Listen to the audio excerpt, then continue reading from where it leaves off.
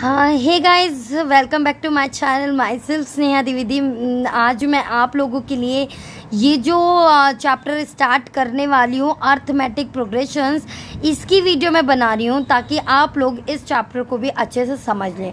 और ये चैप्टर मैं आपको पूरा इसका बताने वाली हूँ, सारे इसके जितने भी इम्पॉर्टेंट क्वेश्चन से लेके everything I will explain you. सारी चीज़ें बताऊँगी कि क्या क्या इम्पॉर्टेंट है, क्या क्या इसमें मैक्सिमम क्वेश्चंस पूछे जाते हैं, किस तरीके के। तो हम चलते हैं, ये इसके बेसिक से स्टार्ट करते हैं। सबसे पहले हम देखेंगे इसका बेसिक। ओके, तो वीडियो स्टार्ट करने से पहले आपसे एक रिक्वेस्ट है जो हमेशा रहती है, अगर आप लोग मेरे चैनल पे न्यू हैं तो प्लीज़ चैनल को सब्सक्राइब करिए एंड नोटिफिकेशन बेल को प्रेस करना बिल्कुल मत भूलिए, ताकि जो भी मेरी वीडियोस की लेटेस्ट अपडेट होंगी वो आप लोगों के पास आएंगी। ओके, तो चलिए हम स्टार्ट करते हैं। अगर आपको वीडियो अच्छी लगे तो प्लीज़ लाइक भी करिए और कमेंट सेक्शन में कमेंट भी करिएगा अगर आपको वीडियो अच्छी लगी। और अगर कोई भी प्रॉब्लम है, कोई भी डाउट है, कमेंट सेक्शन में कमेंट करके आप लोग पूछ सकते हैं। तो let's get started. Arithmetic progressions. Arithmetic progression होता क्या है, सबसे पहले ये समझते हैं। ये देखिए स्टूडेंट, मैं कहीं नहीं जाऊंगी, आप ही के बुक से एक्सप्लेन करूंगी। ठीक है, देखिए अर्थमेटिक एक्सप्रेशन क्या होता है। An arithmetic progression, sorry expression नहीं, progression. An arithmetic progression is a list of numbers. क्या होता है, ये नंबर्स का लिस्ट होता है। क्या होता है, लिस्ट ऑफ नंबर्स। नंबर्स की लिस्ट होती है जिसमें in which each term is obtain by adding a fix number. वो एक ऐसी लिस्ट होती है जिसमें हर एक जो नंबर है वो कैसे ऑब्टेन होता है, एक फिक्स नंबर को ऐड करने से ऑब्टेन होता है। अब मैं इसके एक एग्जांपल भी बताऊंगी। To the preceding term. Preceding term मतलब उसकी पहली वाली टर्म में, मतलब उसकी पहली टर्म में एक फिक्स नंबर को ऐड करते जाना है, तो उससे जो लिस्ट बनेगी वो हमारी होगी arithmetic progression term, except the first term. बस फर्स्ट टर्म हमारी नॉर्मल होती है, वो किसी टर्म से ऑब्टेन नहीं होती है, वो हम कोई भी टर्म ले लेते हैं। ठीक है, उसी को हम लेते हैं अर्थमेटिक प्रोग्रेशन। अब मैं एक नोटबुक में आपको फटाफट से बताती हूँ कैसे। देखिए क्या बोला, an arithmetic progression is a list. क्या है, एक लिस्ट है नंबर्स की। सपोज हमने लिस्ट लिया 5, एक नंबर लिया 5 और इसमें हमने एक फिक्स नंबर, एक मैंने बोला एक फिक्स नंबर है 5। क्या सपोज ले ले 3, फिक्स नंबर है 3। क्या लिया, फिक्स नंबर है 3। अब प्रीवियस टर्म, ये जो टर्म ऑब्टेन होगी ये कैसे होगी, इसके पहले वाली टर्म में ये फिक्स नंबर को ऐड करना। 5 + 3 क्या हुआ, ऐड 8। 5 + 3 को ऐड किया तो क्या हुआ, 8 हुआ। तो ये 8 हमारी एक टर्म हो गई। अब जब हमें इसकी नेक्स्ट टर्म बनानी है तो ये जो नेक्स्ट टर्म आएगी वो क्या आएगी, इसकी प्रीसीडिंग टर्म, मतलब पहले वाली टर्म। इसकी पहले वाली टर्म क्या है, 8। 8 में ये फिक्स नंबर को ऐड करेंगे। ठीक है, तो 8 + 3 क्या हो गया, 11, राइट। अब नेक्स्ट टर्म कैसे ऑब्टेन होगी, इसकी पहले टर्म ये हो गई, इसमें 3 ऐड कर दिया तो ये हो गया 14। ऐसे ही करते करते ये लिस्ट बन जाएगी। तो ये जो लिस्ट है इसी को हम कहते हैं अर्थमेटिक प्रोग्रेशन। ओके, अगर कभी डेफिनेशन पूछी जाए तो ये डेफिनेशन को लर्न कर लीजिए। बता देती हूँ कैसे, एक बहुत इजी तरीके से मैं लर्न करवा देती हूँ। इजी तरीका ये है कि क्वेश्चन को समझिए, स्टेटमेंट को समझिए। ठीक है, इससे स्टेटमेंट को समझिए। क्या है, arithmetic progression is a list. सबसे पहले क्या याद कर लिया, ये क्या है, एक लिस्ट है किसकी, नंबर्स की। लिस्ट क्या है, ABCD की लिस्ट नहीं है, किसी आइटम की लिस्ट नहीं है, किसी वेजिटेबल्स की लिस्ट नहीं है, किसी ग्रोसर की लिस्ट नहीं है। किसकी लिस्ट है, ये नंबर्स की लिस्ट है। It is a list of numbers in which, जिसमें ईच टर्म इज ऑब्टेन्ड, मतलब जिसमें हर एक टर्म आता है by adding a fix number, एक फिक्स नंबर को ऐड करने से to the preceding term, except the first term. First term नहीं ऐसे आती, बाकी सारी टर्म ऐसे आती हैं, राइट। अब देखिए जो ये फिक्स नंबर होता है वो हमारा होता है कॉमन डिफरेंस। ये फिक्स नंबर है, the fix number is called the common difference of the AP। Remember that it can be positive, negative और 0। और ये जो कॉमन डिफरेंस है ये पॉजिटिव भी हो सकता है, ये नेगेटिव भी हो सकता है और ये 0 भी हो सकता है। I hope it is clear to you all. ठीक है, ये चीजें समझ में आ गई। चलिए अब हम बढ़ते हैं आगे। तो हमें क्या समझ में आया जो लिस्ट का फर्स्ट टर्म होता है वो होता है हमारा ए, इसको हम डिनोट करते हैं ए से। ये फर्स्ट टर्म है, इसको हम डिनोट करेंगे ए से। और जो लिस्ट का जो ये फिक्स नंबर है, जो इस लिस्ट में हर एक उसमें ऐड हो रहा है, ठीक है, इसका जो गैप है, जो डिफरेंस है, मतलब जो फिक्स नंबर जो हर उसमें ऐड हो रहा है, वो क्या है हमारा डी। वो क्या है? D, common difference. डी निकालने का एक तरीका होता है, क्या होता है? Second number minus first number, third number minus second number, ठीक है। जो आगे वाली ये टर्म है, इसमें से इसको माइनस करें। 8 माइनस 5 कितना होगा? 3। 11 माइनस 5 कितना होगा? 3। डी हमेशा, डी मतलब कॉमन डिफरेंस, हमेशा सेम होता है सब में। क्या होता है? पूरी लिस्ट में सेम होना चाहिए जो डिफरेंस होता है। अगर डिफरेंस सेम है तो ही हमारा वो डी बनेगा। अगर डिफरेंस अलग अलग है, सपोज यहाँ होता है हमारा 16, ठीक है, सपोज इस सीक्वेंस में, इस सीरीज में हमारा होता है 16।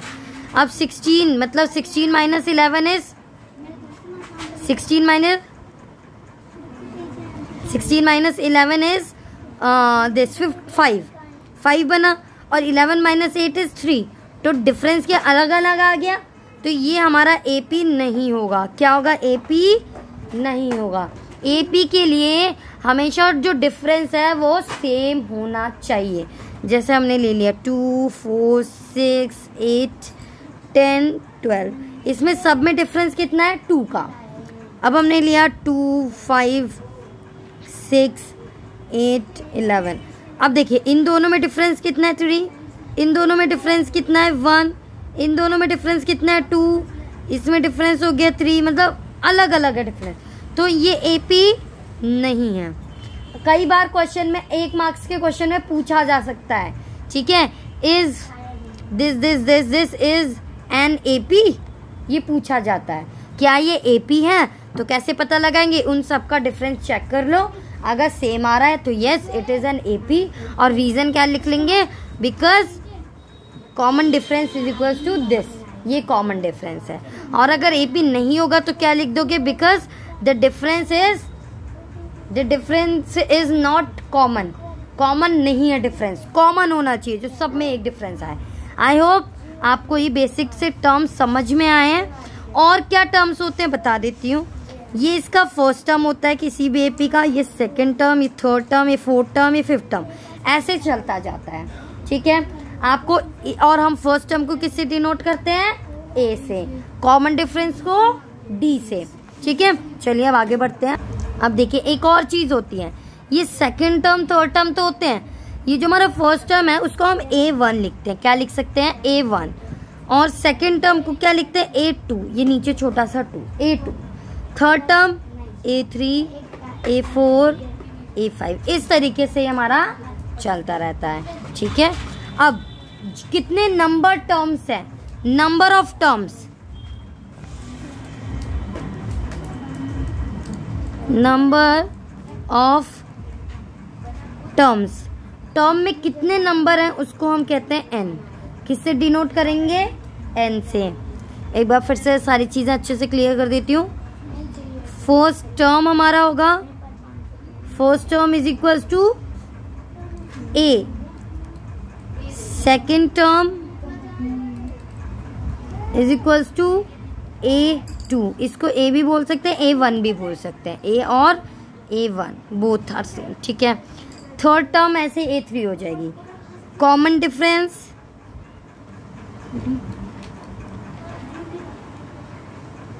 Common difference is equals to D। अब और भी चीजें होती है और मैं सारी टर्म्स इसमें लिख देती हूँ, राइट। Common difference. अब हमारी एक चीज होती है हमारी, अगर हमें, चलिए पहले ये देख लेते हैं। सेकेंड टर्म ये हो गया, कॉमन डिफरेंस हो गया। अब होता है एक होता है AN, last term. Last term को हम L भी बोल देते हैं और AN भी बोल देते हैं, ठीक है। लास्ट टर्म को AN और L दोनों यूज हो जाता है, ठीक है। अब देखिए सपोज हमें सेकेंड टर्म, हमें फर्स्ट टर्म दिया हुआ है। अब ये तो हमारे थे, इसके जो जो टर्म्स है यूज होती है वो मैंने बता दी। अब हम एक एग्जाम्पल स्टार्ट करते हैं। सपोज फर्स्ट टर्म हमें दी हुई है, first term is equals to 7, correct. और क्वेश्चन में दिया है common difference, common difference is equals to 3, ठीक है।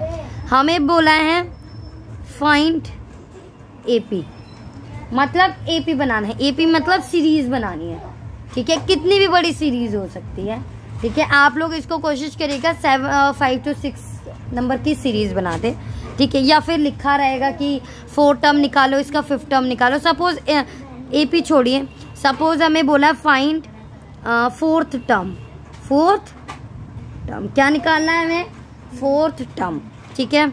अब देखिए हमें जो टर्म निकालनी होती है, जो भी टर्म निकालनी होगी उससे एक कम करके डी ऐड कर दो, 3D क्या कर देंगे, उससे एक कम करके डी ऐड कर देंगे, a + 3D, ये होगा हमारा 4th term, 4th term a + 3D। समझ में आया, ये याद कर लीजिए a + 3D। ये कैसे होता है ये भी मैं आगे चल के बताऊंगी, ठीक है।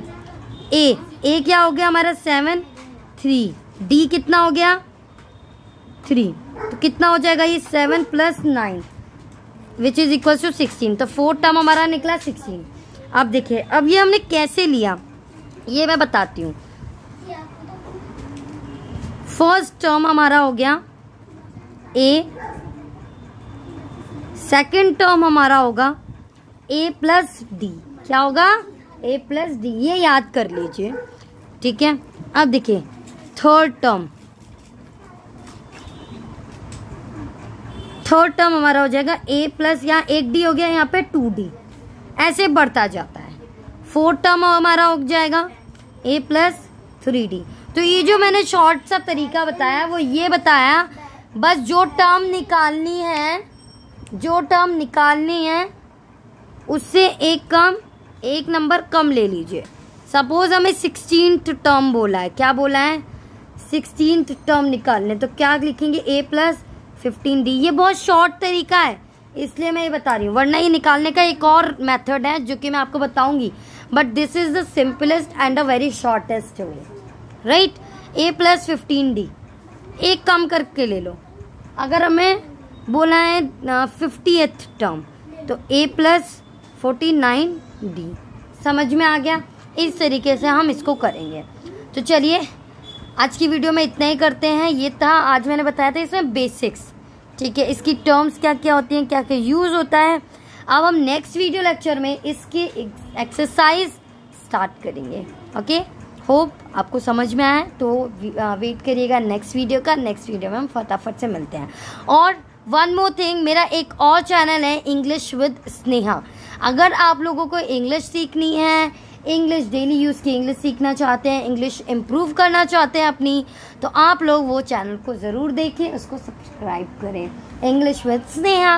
ओके, चलिए bye bye, take care, all the best for your exams, for your studies, and stay safe, stay at your home. Thank you so much.